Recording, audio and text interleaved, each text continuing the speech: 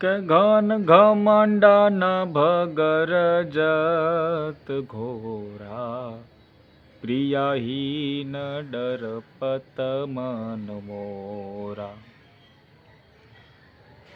અહીંયા રાવણ છે એ સીતાજીનું હરણ કરી અને લઈ ગયો છે, અને રામ લક્ષ્મણ કુટિયા ઉપર આવીને જોવે છે તો સીતાજીનું ક્યાંય અતો પતો નથી.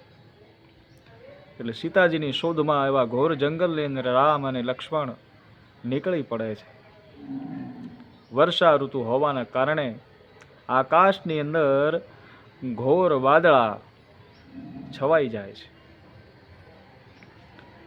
અને એવી ચમચમાટ વીજળી ચમકવા લાગે છે. પણ આજે આ મેઘરાજાની ગર્જનાથી ભગવાન શ્રી રામચંદ્રને ડર લાગે છે. ડર કેમ લાગે છે? તો એક બાજુ કે સીતાનું હરણ કરીને કોણ લઈ ગયું છે, ક્યાં લઈ ગયું છે, સીતાજી શું હાલતમાં હશે એ રામજીને ખબર નથી. એટલે એક બાજુ સીતાજીની ચિંતા છે એટલે, અને એક બાજુ સીતાજી સાથે નથી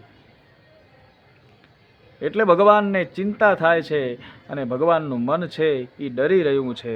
એટલે તુલસીદાસજી લખે છે કે ઘન ઘમંડ ભગર જત ઘોરા, પ્રિયહીન ડરપત મન મોરા. આ ઘમંડી વાદળાની ગર્જનાથી આજે હે લક્ષ્મણ, મારું મન છે એ ડરી રહ્યું છે, કારણ કે આજે સીતાજી સાથે નથી, અને સીતાજી ક્યાં હશે, કેવી હાલતમાં હશે, કોણ તેનું હરણ કરીને લઈ ગયું છે એ મને ખબર નથી. જય શ્રી રામ.